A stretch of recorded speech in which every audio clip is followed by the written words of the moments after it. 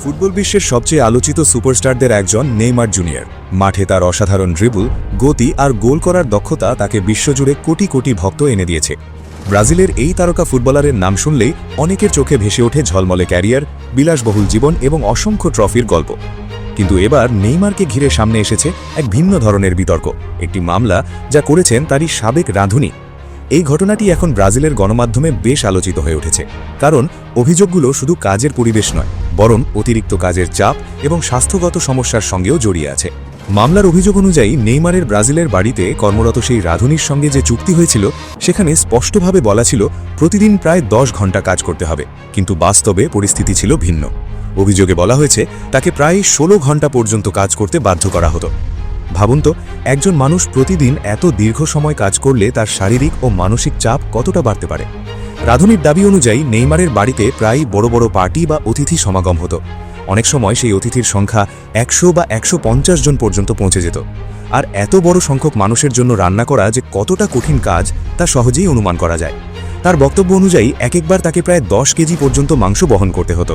শুধু রান্না করাই নয়, ভারী বাজারের জিনিসপত্র নামানো, রান্নাঘর গোছানো এবং দীর্ঘ সময় দাঁড়িয়ে কাজ করাও ছিল তার দায়িত্বের মধ্যে। এই কাজগুলো করতে করতে দিনের পর দিন তার শরীরে প্রচণ্ড চাপ পড়ে।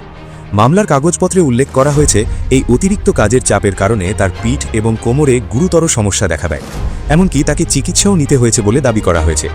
অভিযোগ অনুযায়ী দীর্ঘ সময় দাঁড়িয়ে কাজ করা এবং ভারী জিনিস বহনের কারণে তার শারীরিক অবস্থা ধীরে ধীরে খারাপ হতে থাকে।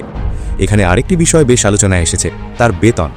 মামলার তথ্যে বলা হয়েছে তার মাসিক বেতন ছিল প্রায় 660 ইউরো, তবে ওভারটাইম এবং কিছু অতিরিক্ত বোনাস সহ এই বেতন অনেক সময় প্রায় 1240 ইউরো পর্যন্ত পৌঁছত। কিন্তু তার দাবি, যে পরিমাণ কাজ তাকে করতে হয়েছে সেই তুলনায় এই বেতন যথেষ্ট ছিল না। এই কারণেই এখন তিনি ব্রাজিলের শ্রম আদালতে একটি মামলা দায়ের করেছেন।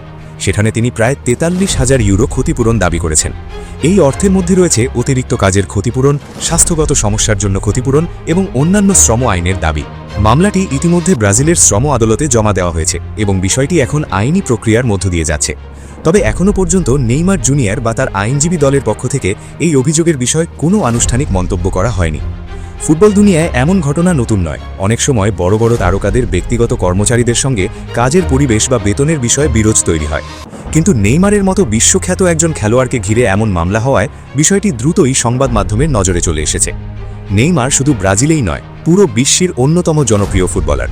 তিনি দীর্ঘদিন ইউরোপের শীর্ষ ক্লাবগুলোতে খেলেছেন। বিশেষ করে এফসি বার্সেলোনাতে খেলার সময় তার পারফরম্যান্স তাকে বিশ্বজুড়ে আরও বেশি জনপ্রিয় করে তোলে। পরে তিনি ইতিহাসের অন্যতম বড় ট্রান্সফার ফি দিয়ে যোগ দেন প্যারিস সেন্ট জার্মান ক্লাবে। সেখানে তার ক্যারিয়ার ছিল গোল, অ্যাসিস্ট এবং অসাধারণ সব মুহূর্তে ভরা। যদিও ইনজুরির কারণে দীর্ঘ সময় মাঠের বাইরে থাকতে হয়েছে।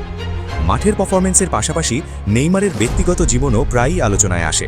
বিলাসবহুল বাড়ি, পার্টি, বন্ধুদের সঙ্গে সময় কাটানো এবং বড় বড় অনুষ্ঠানের আয়োজনের জন্য তিনি পরিচিত। এই অভিযোগেও এমন কিছু পার্টির প্রসঙ্গ উঠে এসেছে যেখানে অনেক অতিথির জন্য রান্না করতে হতো। তবে মনে রাখতে হবে, এগুলো এখনও অভিযোগ মাত্র। আদালতের চূড়ান্ত সিদ্ধান্ত না আসা পর্যন্ত নিশ্চিতভাবে বলা যায় না যে অভিযোগগুলো পুরোপুরি সত্য কিনা। আইনি প্রক্রিয়ায় সাধারণত দুই পক্ষই নিজেদের প্রমাণ উপস্থাপন করে। এরপর আদালত সমস্ত তথ্য যাচাই করে সিদ্ধান্ত দেয়। যদি আদালত অভিযোগগুলো সত্য বলে প্রমাণিত মনে করে, তাহলে নেইমারের পক্ষ থেকে ক্ষতিপূরণ দিতে হতে পারে। আর যদি অভিযোগ প্রমাণিত না হয়, তাহলে মামলাটি খারিজ হয়ে যেতে পারে। এই ঘটনাটি ফুটবল ভক্তদের মধ্যেও নানা ধরনের আলোচনা তৈরি করেছে। কেউ কেউ মনে করছেন এটি হয়তো শ্রম অধিকার নিয়ে একটি গুরুত্বপূর্ণ মামলা হতে পারে। আবার অনেকেই বলছেন পুরো ঘটনা আদালতের সিদ্ধান্ত আগে বিচার করা ঠিক নয়। যাই হোক, বিষয়টি এখন আইনি প্রক্রিয়ার মধ্যে রয়েছে। ফুটবল মাঠে অসাধারণ প্রতিভার জন্য পরিচিত নেইমার জুনিয়র এবার আদালতের একটি মামলার কারণে কেন্দ্রবিন্দুতে। এই মামলার চূড়ান্ত ফলাফল কী হবে সেটি এখন দেখার বিষয়। যদি নতুন কোনো তথ্য সামনে আসে বা নেইমারের পক্ষ থেকে আনুষ্ঠানিক প্রতিক্রিয়া আসে, তাহলে এই ঘটনা আরও বড় আলোচনায় পরিণত হতে পারে। ফুটবল মাঠের বাইরের এই নাটকীয় ঘটনা এখন বিশ্বজুড়েই ক্রীড়া সংবাদ মাধ্যমের নজরে।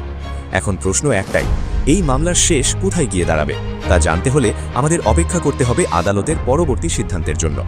আর ভিডিও ভালো লাগলে লাইক এবং সাবস্ক্রাইব করতে ভুলবেন না।